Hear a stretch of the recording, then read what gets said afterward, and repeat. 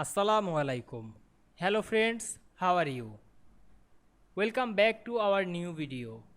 In this video, I am going to show you how to draw cube shape in Microsoft Word. Let's get started. At first, we have to open a Word document. Then we want to draw cube shape in this document.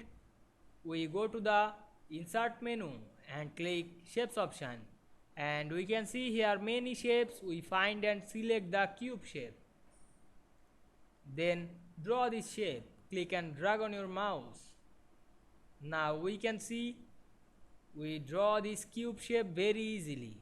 We resize the shape, some small or some big. You can change this shape color. Go to the format menu and click shape fill. Then change the color.